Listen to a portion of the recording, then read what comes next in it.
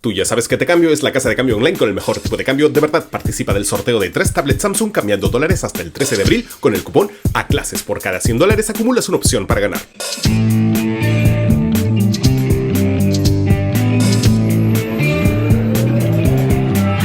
Hola, soy Marcos Cifuentes. Bienvenidos a La Encerrona, tu mini noticiero en pandemia. Hoy es jueves 7 de abril de 2022. Y la ola de violencia social que azota el país desde hace ya una semana y media ayer cobró su sexta víctima. Por la mañana en Ica murió de un disparo Johnny Quinto Contreras, de 25 años, en la zona de expansión urbana en el distrito de Salas Guadalupe. Como tratamos de hacer siempre en este programa, en este tipo de casos, nos comunicamos con un periodista local que esté en el lugar de los hechos. Esta vez conversamos con Kenny Yucra, director del medio iqueño La Lupa. Lo primero que queremos saber es si hay claridad sobre las circunstancias en las que Quinto murió. Ayer por la mañana, de hecho, se habló incluso de un segundo asesinado. De acuerdo a nuestras indagaciones, el hombre recibió un impacto de bala por arma de fuego en la cabeza. Incluso los pobladores mostraron casquillos que tendrían registros de la PNP. La familia de la víctima denunció que la fiscalía no hizo el levantamiento de cadáver como corresponde, sino que la policía se llevó el cadáver como cualquier cosa, ¿no? Ahora, es cierto que se informó que hay 2 fallecidos, pero no hay nada oficial aún, pero sí hay 11 policías, varios civiles también heridos, entre ellos una mujer que está muy grave y que está siendo atendida en el hospital regional de Ica. Si Johnny Quinto murió por una herida de bala y la bala corresponde a un policía, estamos hablando de un hecho gravísimo por el cual tendría que responder el ministro del Interior. Ciertamente en Ica la violencia se ha desbordado ya hace algunos días. Los kilómetros 278 y 279 de la Panamericana Sur siguen bloqueados desde hace días. Hay decenas de camiones varados en una cola interminable, como registró Rodrigo Cruz de El Comercio. Y ya les hemos contado aquí del incendio del peaje, el saqueo en el mini market. Otro grupo trató de atacar los buses y de asaltarlos. Entre ellos estaba el de la orquesta Puro Sentimiento. De hecho, uno de sus músicos resultó herido en la cabeza por una piedra. La turba también tomó de rehenes por unos momentos a 2 policías y atacaron al periodista Salvador Sampén de Canal N. A través de Twitter, Sampén contó que los manifestantes le pidieron a los dueños del hotel en el que se estaba alojando su equipo que los saquen a la calle y que voten sus equipos. Felizmente se pudo poner a buen recaudo gracias a la intervención del comisario y del prefecto.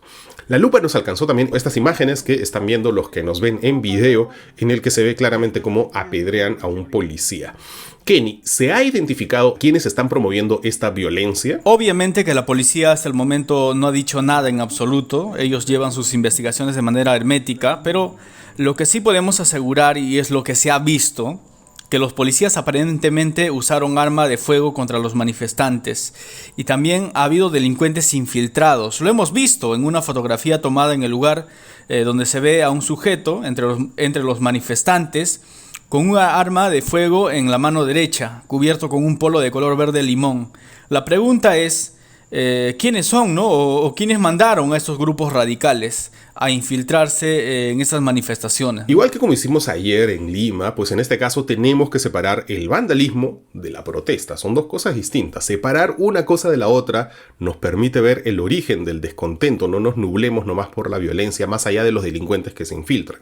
Hay que ver siempre qué se está reclamando, que puede ser legítimo o ilegítimo, pero ¿qué se está reclamando, Kenny? ¿Quiénes son los que están liderando la protesta? En primera, no son agricultores, hay mucha confusión en ello.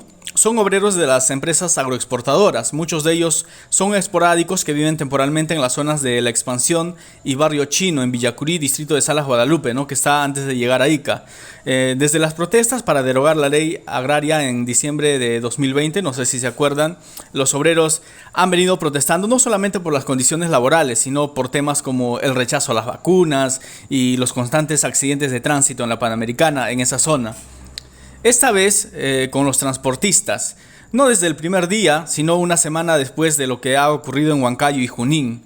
Aquí, al menos con la convocatoria de un grupo de transportistas locales denominado Sucor, pero hay grupos, ¿no? Los obreros agremiados, que son los que siguen a su dirigente Julio Carvajal, un grupo minúsculo, y por otro lado, los no agremiados o simplemente pobladores de la zona son quienes hoy han dado la cara y han dicho que estas medidas no son contra Castillo, sino por el alza de precio que ha ocasionado los monopolios, ¿no? Por ende, han pedido una nueva constitución y que se deje atrás la Constitución del 93. Ojo que también hay otro sector de los manifestantes que siguen a Julio Carvajal, que es un militante aprista, presidente del Frente de Trabajadores Agrarios de Ica. Y ellos, por ejemplo, sí han centrado su protesta en la renuncia de Pedro Castillo.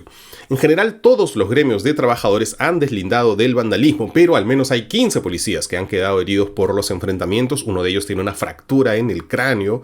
Su pronóstico ahora mismo es delicado. El único detenido por todos estos incidentes hasta el momento es David Conde Aguado, de 29 años, por el saqueo del minimarket y por haber agredido a periodistas en Ica. Este es un conflicto en general bien joven, ¿no? Los victimarios, las víctimas y los líderes, tanto de los que piden nueva constitución como de los que piden la renuncia de Castillo, todos son veinteañeros.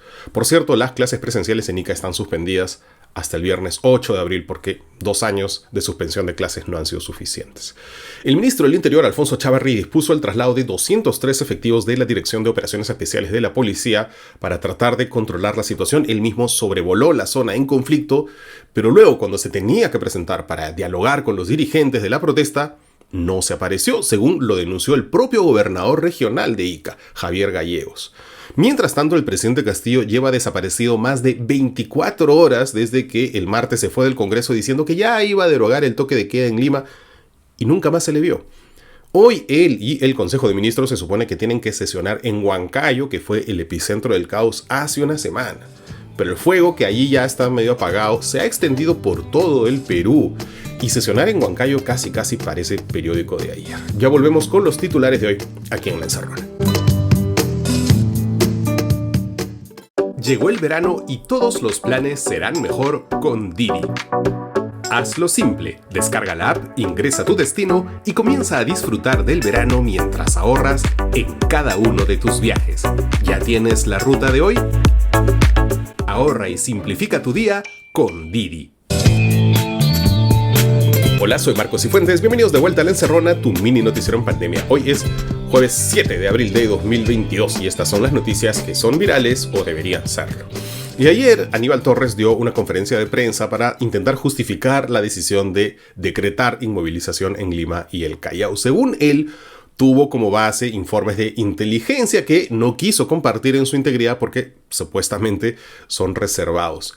Pero por la noche la policía respondió con un comunicado zafando cuerpo. La policía dijo que había sido la DINI, la Dirección de Inteligencia, que depende de la PCM de Aníbal Torres.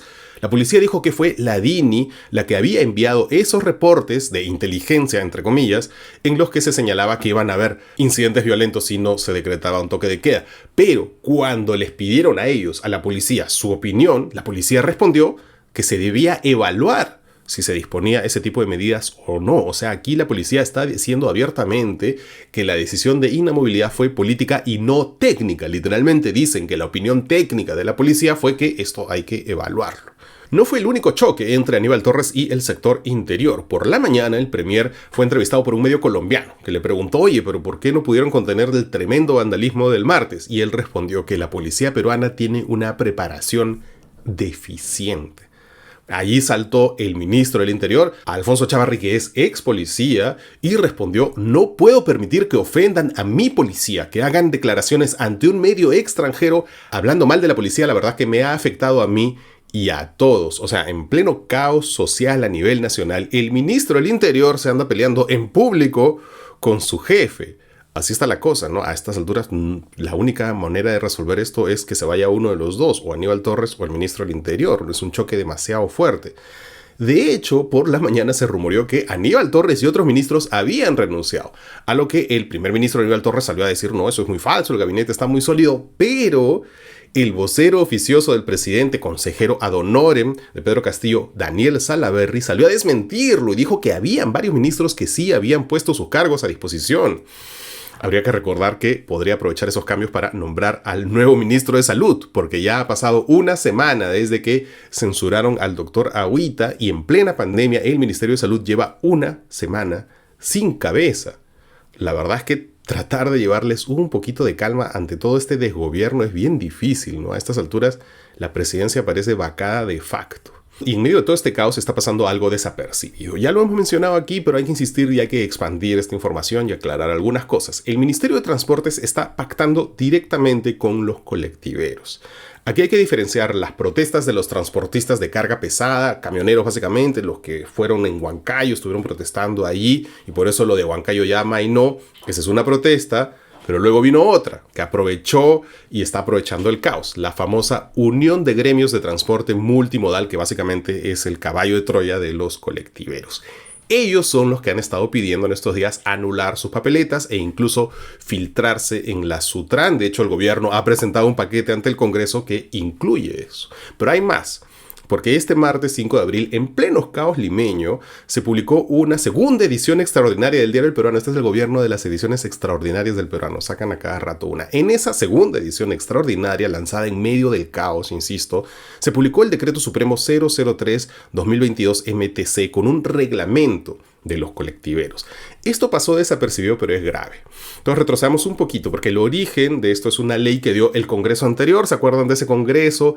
Que como jugaba en pared con los colectiveros, hasta tenía un congresista que era de ese gremio. Bueno, ese Congreso dio una ley que favorecía a los colectiveros. El gobierno de Sagasti en su momento llevó esa ley al Tribunal Constitucional y el Tribunal Constitucional falló en contra del gobierno de Sagasti a favor de los colectiveros. Sin embargo, esa resolución le dejaba una salida al Ejecutivo. Le decía que el reglamento, la reglamentación de la ley podía ajustar las exigencias a los colectiveros, pero cambiamos de gobierno y el actual régimen les ha dado la cancha libre, o mejor dicho, carreteras libres. Básicamente, este reglamento le está dando luz verde a los colectiveros para que transiten por la red vial nacional.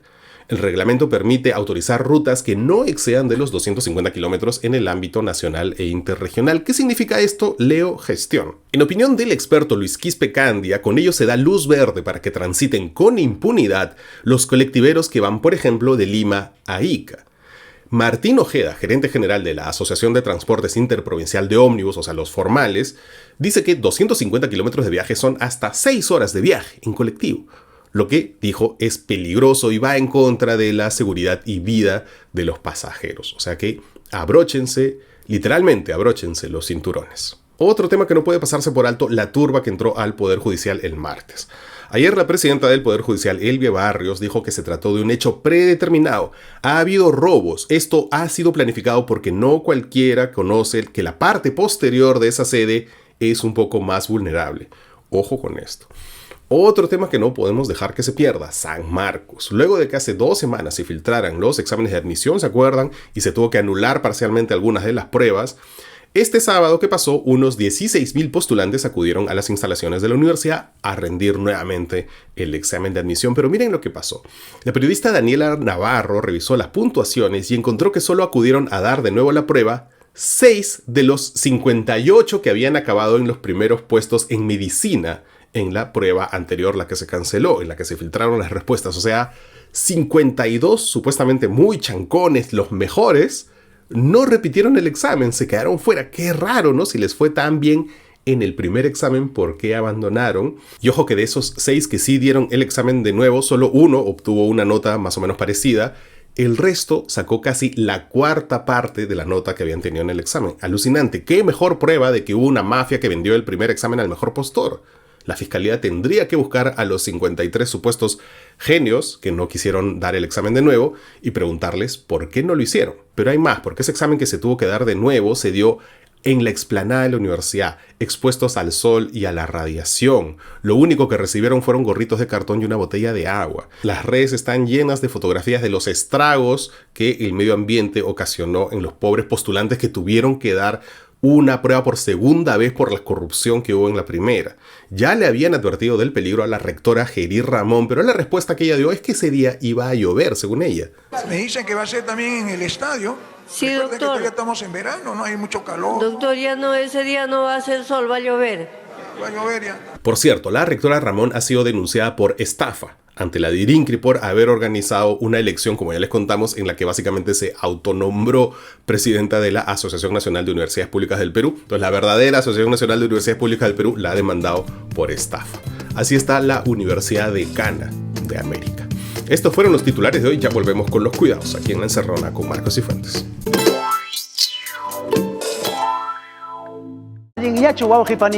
Clase Popular y La Encerrona presentan Curso de Quechua Urgente. El quechua es un idioma vivo, contemporáneo, la lengua de nuestros ancestros y también de nuestros hijos. En todo el continente cuenta con decenas de millones de hablantes y de oportunidades. 10 módulos, materiales extra, reuniones, consultas con soporte en castellano y certificación. ¡Tú para Chicama! Nos vemos. Para Chicama.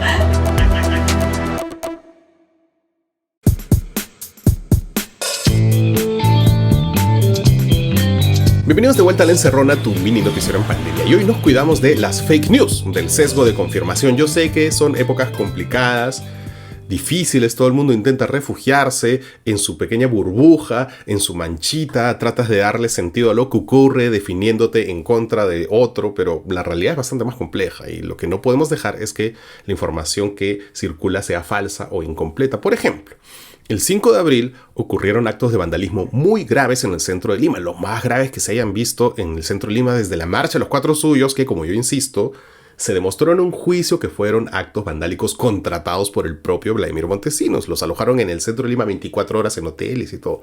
Lo del martes no fue tan grave, no tuvo ese nivel de planificación, pero algún nivel de organización existió, como ha dicho la propia presidenta del Poder Judicial. Se atentaron focalizadamente contra el Ministerio Público, el Poder Judicial y el Jurado Nacional de Elecciones. Muy bien. Eso ocurrió, todos lo hemos visto, o no todos, porque si tú eres una persona que consume alguno de los múltiples diarios del grupo El Comercio, no te enteraste de nada. Sus portadas no muestran absolutamente nada de los hechos de violencia. Nada. Ni una mención a los disturbios más grandes, pero ni en texto, ni una línea en el correo. En correo hay una línea para los actos vandálicos y poco más. ¿Por qué? No sé, yo imagino que los jefazos que decidieron ignorar eso, pues son los mismos que tienen años mezclando el vandalismo que nunca falta en las marchas con el propósito de las marchas mismas. Tienen años mezclando ambos fenómenos, confundiéndolos para deslegitimar cada protesta popular y se enfocan solo en el primer tirapiedra, ¿no? Entonces, fieles a la línea editorial del grupo, pues decidieron no generar una disonancia cognitiva en sus lectores, no hacerles cortocircuito, mantenerlos en su burbuja en la que basta que vuele una piedra para que ya todos los manifestantes sean terrucos. Entonces, como no pueden salir de esa burbuja, pues decidieron que simplemente el 5 de abril no había pasado nada y que lo único que había volado fue el civismo y camisetas de la selección. Y eso no es cierto, ¿no? Los actos de vandalismo del 5 de abril sí ocurrieron y tienen que investigarse porque, insisto, nunca se ha visto un nivel así de violencia, por lo menos en las últimas 2 décadas, en ninguna de las marchas convocadas por la izquierda que fueron tan terruqueadas en estos 20 años. En ninguna se ha visto algo así y se tiene que investigar. La otra burbuja es la de la verdadera izquierda, ¿no? Que no solo minimizó la marcha, sino que repitió los mismos argumentos que durante años la derecha ha repetido contra ellos. Fíjense esta declaración. La movilización ha degenerado en actos vandálicos con grupos de choque que arrojan enormes piedras a la policía y atentan contra la propiedad y la familia. Imagínense, ¿quién dijo eso? Lourdes Flores, Vania Tais, Keiko Fujimori. No, Anaí Durán, lideresa del partido aliado del gobierno Nuevo Perú. Es alucinante cómo se terminan convirtiendo en aquello contra lo que luchaban. La verdadera izquierda ha seguido, porque estos amigos viven en una burbuja en la que en el 5 de abril solo hubo vandalismo y los que fueron a marchar fueron derechistas y además fueron poquitos. Y por ejemplo, la fotografía súper difundida, que además, y esto es cierto, fue convenientemente la portada de todos y cada uno de los diarios de El Comercio. Pues bueno, según la verdadera izquierda, encabezada en este caso por su líder Vladimir Cerrón, esa foto fue trucada, alterada, photoshopeada, y para probar eso presentan otra imagen que supuestamente sería la verdadera, que presenta efectivamente mucho menos gente y las comparan. Esta comparación ha circulado mucho por WhatsApp tratando una vez más de deslegitimar la asistencia a la marcha, cuando una observación mínima de ambas fotos concluye que se trata de momentos distintos. Tan simple como eso, no es Photoshop.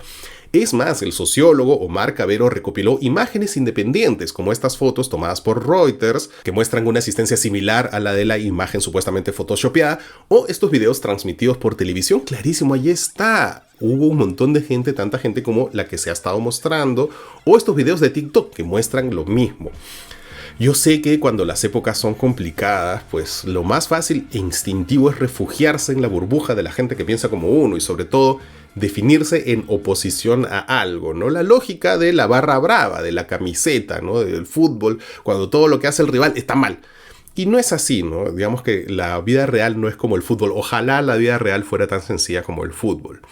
Si queremos tener una sociedad, un país, por lo menos tenemos que compartir no las mismas ideas, pero el mismo nivel de realidad, el mismo nivel de información. Las ideas, por supuesto, no, tienen que ser distintas, sino que aburrido. Pero el mismo nivel de información y de realidad, sí. Si cada uno vive en una realidad distinta, en una burbuja aparte, ¿cómo se puede conversar? No se puede ni siquiera discrepar, porque para poder discrepar se necesita como mínimo un terreno común. Sin ese terreno común que es la realidad completa, no vamos a poder ni siquiera discrepar entre nosotros. Y mucho menos ya construir, que es al final lo que todos queremos, salvo algunos políticos, pero todos los demás queremos construir un país. Y para eso necesitamos tener una realidad común.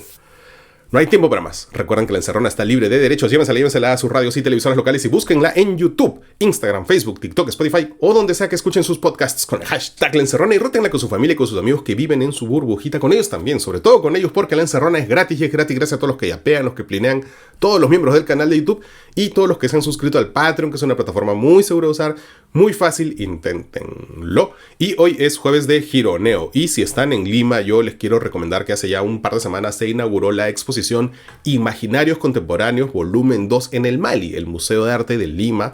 Se trata de la segunda entrega de una serie de exposiciones que muestran piezas de la colección de arte contemporáneo del Mali, que se han incorporado a la colección en los últimos 15 años. Y la verdad es que es un muy buen lienzo de la producción artística peruana y latinoamericana de este siglo. En pintura, escultura, dibujo, fotografía, instalación, video, ensamblaje, performance, en fin. Ojo que la muestra no es necesariamente apta para todos. Hay mucha reflexión sobre el cuerpo humano, muchas exploraciones en torno a la construcción de identidades, pero vale mucho la pena, realmente está súper bien. Además, ir al Mali siempre es un buen plan. Hay una expo de siglo en la sala 3 y de ahí siempre te puedes ir a pasear por el parque de la exposición. Puedes comprar tus entradas allí mismo o en la plataforma Joinus. Eso es todo por hoy, soy Marcos Cifuentes y esto fue La Encerrona, el único noticiero que te manda un abrazo. Chao, hasta mañana. Todos los días, minuto a minuto, recibimos contenido que muchas veces es irrelevante y nos distrae de las cosas que están pasando y que nos importan. Soy Jonathan Castro, editor general de La Encerrona, y mi trabajo consiste en conseguir información nueva, original y sobre todo relevante para el país. Si les gusta el trabajo que hacemos, consideren suscribirse al Patreon o unirse a nuestra comunidad de YouTube.